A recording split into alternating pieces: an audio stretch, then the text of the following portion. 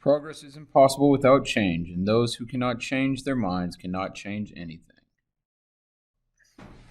Hi all, Dr. Clark here. And for this lecture, we're going to talk about the Earth's systems, mainly the four spheres. And we're just going to generally touch upon the four spheres, and then we're going to dive into one of those spheres for this lecture, and that would be the atmosphere. Okay, so let's progress and look at the four spheres. So the world, our Earth, our planet, is divided into four spheres. And each one of the spheres has its own set of characteristics. And we're going to go through each sphere and I'll talk about, their characteristics. But I want you to also remember and concentrate on this piece. All of the spheres interact with each other. So when we talk about like the geosphere, or we talk about volcanoes that belong to the geosphere and they erupt, well, they're going to interact with the atmosphere. They're also going to interact with the hydrosphere. They're also going to interact with the biosphere. Okay, so you get interaction between all the spheres on a constant basis. And in fact, all spheres are needed. You can't just remove one of the spheres, otherwise the planet cannot function. Okay? So what are the four spheres? Again, atmosphere, geosphere, hydrosphere, and biosphere. And we're going to cover pieces of every one of them. Okay? Then, as we progress throughout the year, or throughout the lectures, we're going to talk more about man's role when it comes to atmosphere, man's role when it comes to the geosphere, man's role in the hydrosphere and the biosphere. Okay? So we're going to talk about pollution. We're going to talk about climate change. We're going to talk about renewable resources, renewable energy, and in context to all four of these spheres. Because all four of the spheres play a role in anything we do on this planet will affect all four spheres in some way. Could be positive, or we could feel at the time it's a positive for one of the spheres. We could feel at the time it is a negative for one or more of the spheres. And so we'll examine that as we progress through the lectures. Okay, so let's talk about atmosphere. Let's talk about that first sphere. The atmosphere is the gas that envelopes or surrounds the Earth. Atmo or atomo means vapor in Greek. Okay, and so we're really talking about gases. And so this is going back to that beginning lectures that we were talking about before, when we were talking about the discovery of oxygen and those simple experiments of putting a plant inside a vial or inside a glass jar, putting an animal inside a glass jar. Okay? The discovery of those gases, or discovery of things in what we call the air and what the air is comprised of, allows for us to examine the atmosphere. You can see here in this picture that the atmosphere consists of four main layers. We're going to cover each one of these layers in just a second, but the first layer, the one that's closest to us at all times, is the troposphere. And then after that's the stratosphere, then the mesosphere, then the thermosphere. And we'll look at what each one of these is comprised of, because as we're talking about different situations in environmental science, as we're talking about, global climate change, or maybe we're talking about the ozone layer, or maybe we're talking about solar radiation, it's important to know when you see the word stratosphere or troposphere. Well, what does that mean? What is that region? Where is that region in relation to you standing on the planet? All right, before we get there though, we're going to talk about the history of the atmosphere. So how did the atmosphere on the planet, how did it arise? Okay, now again, a lot of this is testable. A lot of this is supported by scientific evidence. But some pieces that I'll explain when we're going through these different spheres, some pieces I'll say we don't know yet, or we have not been able to calculate it yet, or this is an assumption, a scientific assumption, okay? But a lot of these we can measure, and we have fairly good evidence of what was going on. Okay, so early Earth, or what's sometimes called the primary atmosphere, was approximately 4.5, 4.6 billion years ago. When the planet got established, we got an atmosphere. Okay? What did that atmosphere consist of? Okay, again, I told you before, most of this has been collected, but in the case of 4.6 billion years ago, we really don't know. But we assume, based on everything that we know, everything that we can collect currently, scientific evidence that we can collect currently, we're making a hypothesis that it was hydrogen and helium. We know that planets form from the sun, or their star that the planet is going to be associated with. Okay. And that the region, the accretion region or the accretion disk, okay, is the region around the sun that you can have dust, particles of material that will eventually combine to form a planet. Okay. Well, we know that majority of stars, or in fact maybe every star that we've looked at, that accretion disk or that region around the sun is, or star, is dominated by hydrogen and helium. So if you look at kind of a new star when it's forming or when it's just formed, it would have all these different layers, okay, of which we're not going to need to talk about any except for the last three. Because you can see the last three is non-burning hydrogen, hydrogen fusion, and helium fusion. So because those are the outer layers, and because planets form in the disk, this outer disk, that's why we make the hypothesis that it was hydrogen and helium. All right, now we know that if you increase the temperature to extremely hot, that molecules of hydrogen and helium will start moving extremely fast. And in fact, because of the mass of these molecules and the very little mass that they contribute or have contributed to them, because their nuclei are really small, these molecules can move at extreme speeds. So fast that they can escape the Earth's gravity.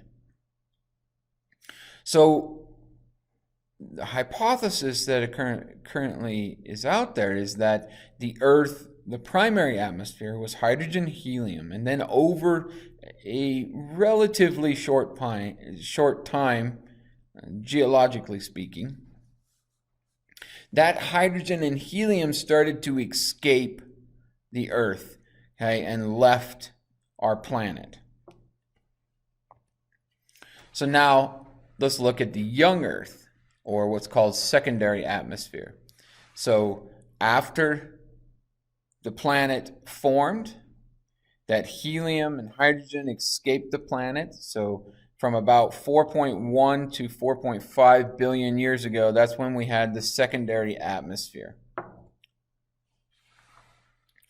We started having some intense volcanic activity, as well as comets, meteorites, asteroids were smacking the planet.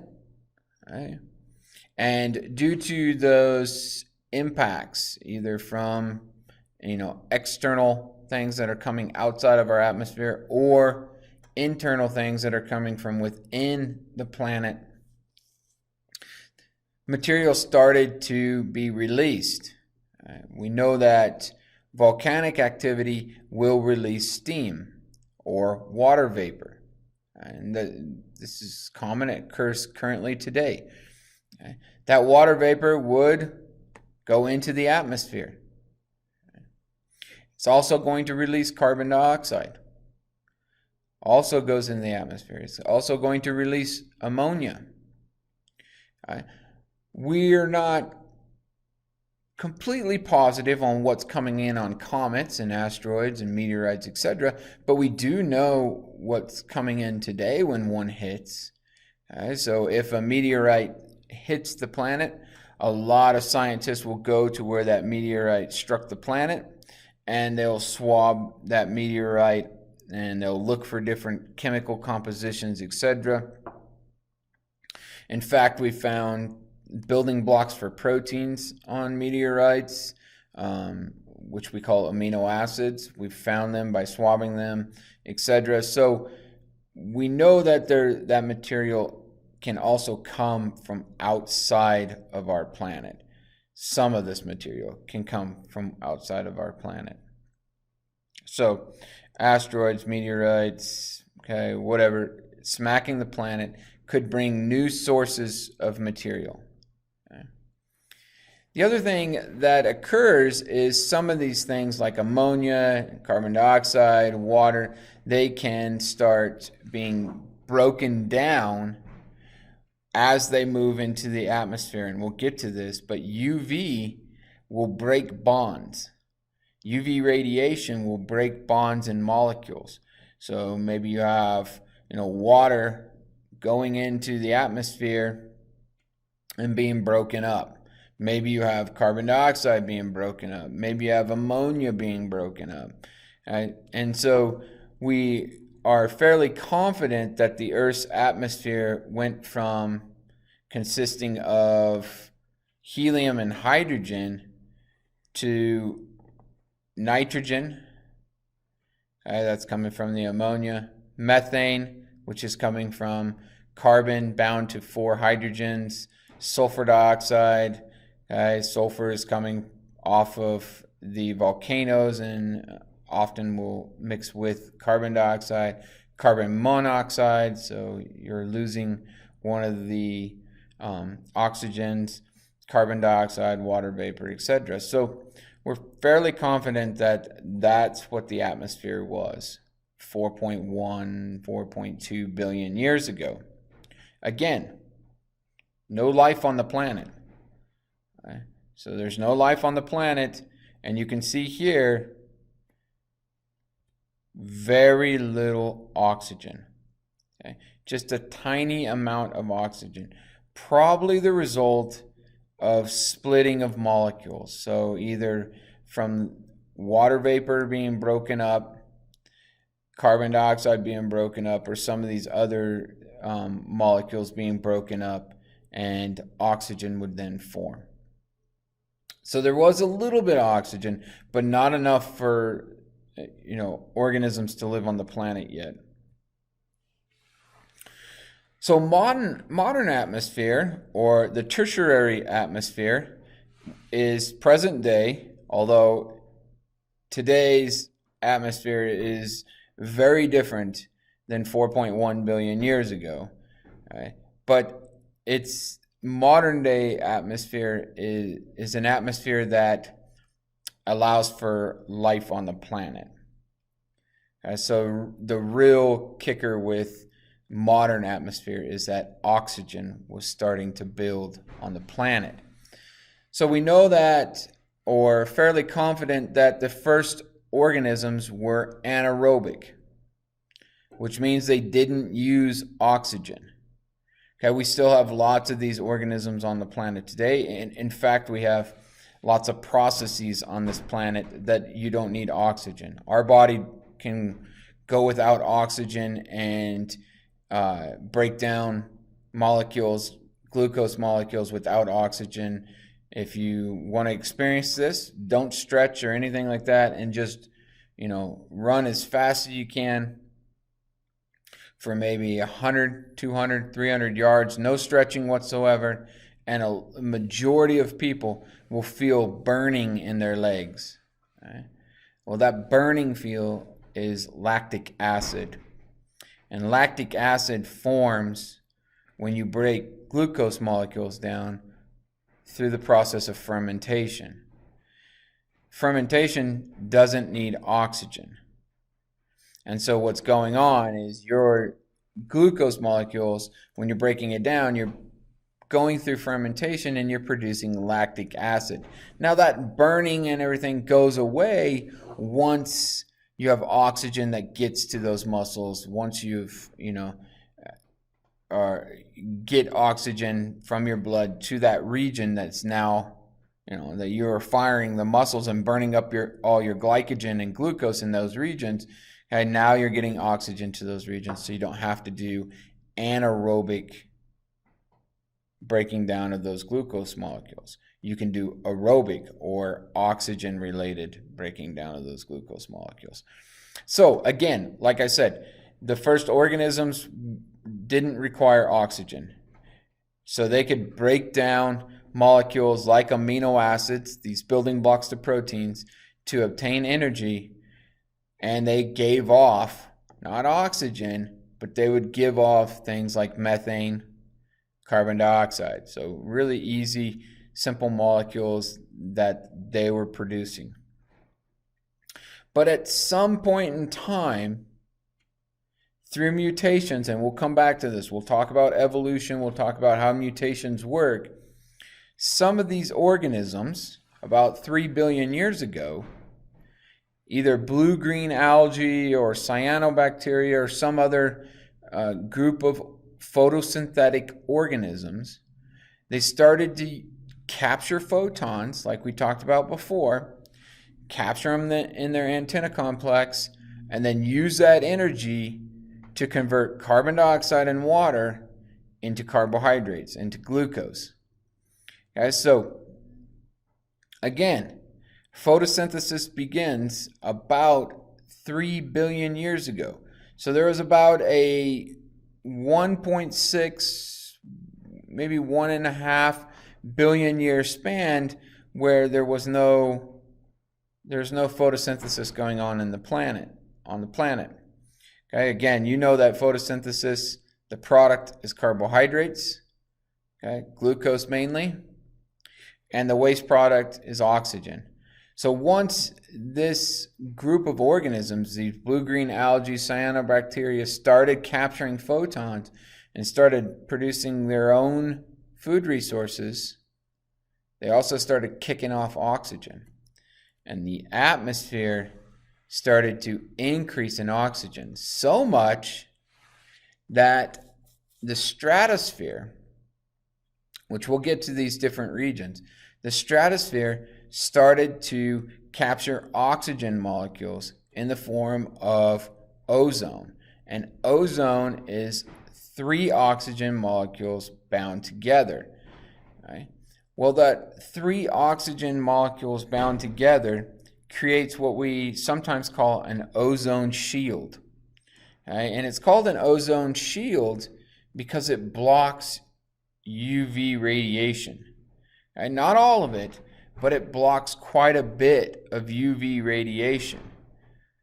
By blocking that, it allows for life to occur on the planet. I'll come back to that in a second. Okay, so ozone filters out ultraviolet radiation or UV radiation from the sun. So those, again, those wavelengths are coming in. And I told you before, and we talked about this before, UV can come to the planet, visible light can come to the planet, and infrared can come to the planet prior to the ozone layer forming, the ozone shield forming, UV could penetrate to the planet. The majority of UV was penetrating to the planet. And we'll talk about what happens when you have high amounts of UV or ultraviolet radiation coming to the planet or coming to an individual.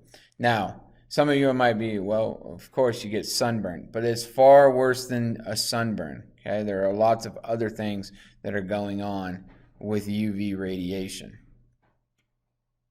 Okay, so today's atmosphere is still changing.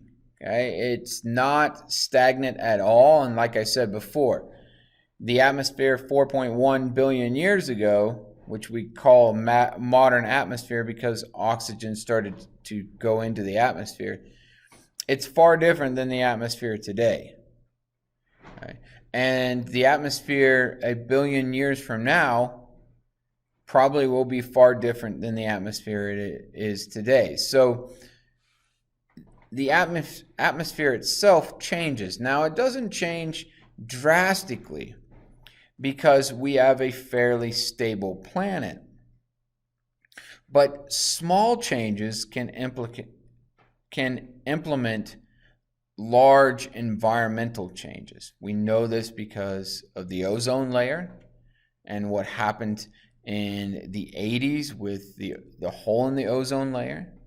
We know that with modern climate change, with increases in carbon dioxide since the Industrial Revolution, we've been increasing carbon dioxide a significant amount since then, and we've seen the effects. And we've seen the temperature profiles. We've seen what happens to storms and severity of storms and periods of drought and a lot of other things that are going on because we've changed the atmosphere of the planet. We'll come back and talk more about this when we start talking about pollution. Now, part of that atmosphere, part of that climate global change or warming of the climate has to do with carbon dioxide. A major part of it has to do with carbon dioxide. Okay? Carbon dioxide is known as a greenhouse gas. And you can think of it as if you were in a greenhouse. The purpose of a greenhouse is to try to maintain temperatures so plants can grow when the outside temperature is, fluctuating a lot. Well, we have gases in our atmosphere that block UV radiation. We have gases in our atmosphere that capture heat and don't allow the heat to escape the planet so your planet can maintain a constant or semi-constant thermal environment. Well, the one that has to do with heat is carbon dioxide. Carbon dioxide is great if your planet's an ice ball, because it'll keep that planet warm and it'll warm up that material and keep the planet at temperatures higher than freezing for longer periods of time. But it's not good if your planet's warming as it is, because it doesn't allow for that heat to escape the planet. So it prevents heat loss. So there is obviously good parts to having carbon dioxide in our atmosphere, and then bad parts to having carbon dioxide in our atmosphere. You have too much carbon dioxide, you can't lose the heat. You have too little carbon dioxide, you can't maintain the heat, and your planet's too cold. Okay? So the perfect amount is what stabilizes the planet. To kind of give you an example of that, if we talk about a planet like Venus, Venus's atmosphere is 95% carbon dioxide. Okay? And so the surface temperature on Venus is about 800 degrees Fahrenheit. Okay? and it's maintained a extremely warm environment, 800 degrees Fahrenheit, fairly constant for that planet. It's not really changing, because all the carbon dioxide doesn't allow for the heat to escape. So the planet's really not getting cooler. That's, a really drastic example. I mean, 95% carbon dioxide is extremely high. We're far, far less than that. And therefore, we're not to the point where we're going to experience 800 degrees Fahrenheit temperatures. But any possibility that carbon dioxide levels can prevent heat loss would mean that, we are going to experience warmer temperatures. We're experiencing warmer temperatures right now.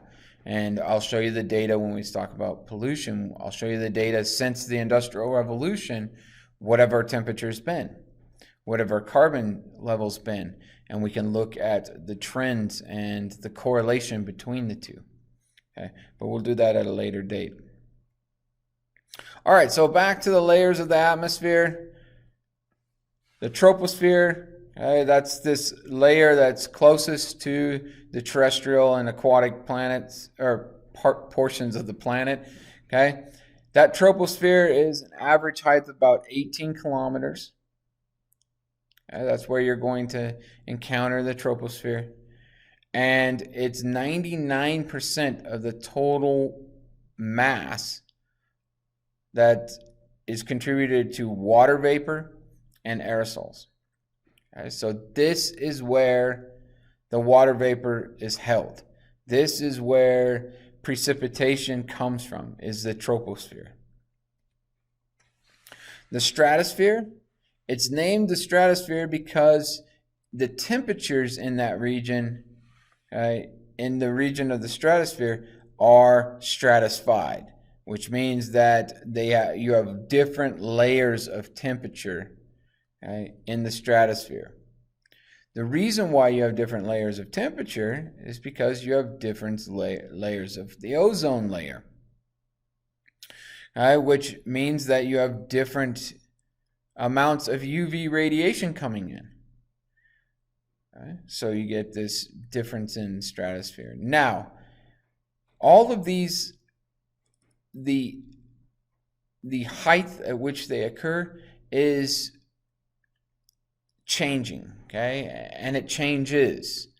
It depends on where you're at on the planet, okay? So I'll often say average height. So that's just the average height, where it's been taken, hundreds of thousands of times around the planet.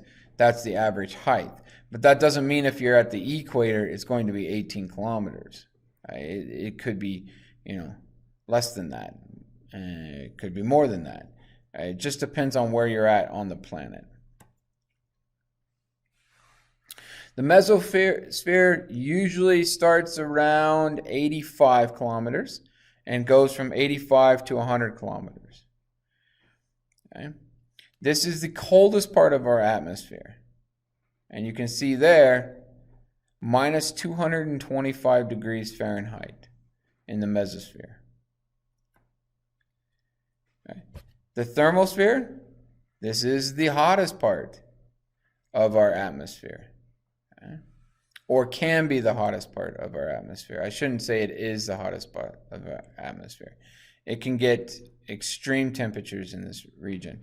And that's because you get heavy UV radiation that comes into this region. One of the other interesting parts of the thermosphere is that you can get what we call photoionization. We talked about ionization in previous lectures, and that's when molecules break up. Okay, we talked about it in regards to like pH, or we talked about it in regards to water breaking.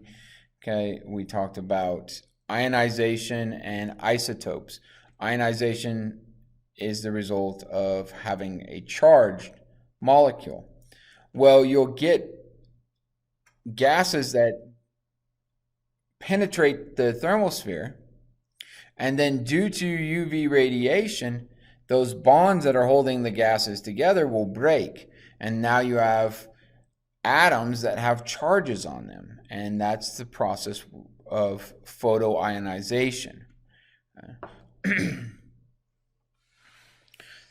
The exosphere is kind of an interesting sphere or layer of the atmosphere, and that is because when I say it's interesting, it's because we don't know very much about it.